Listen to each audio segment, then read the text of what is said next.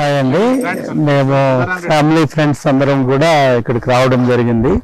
ఈ ప్రకృతి ఇంట్లో కూర్చొని బోర్ కొట్టి హైదరాబాద్లో ఉన్నది ఏది బాగుంటుంది అని చెప్పేసి ఆ వీడియోలలో మాకు తెలిసింది ఏంటి అంటే ఈ ప్రకృతి అన్నది ఇక్కడ బాగుంటుంది అని చెప్పేసి మేము అనుకొని ఇక్కడికి వచ్చాము.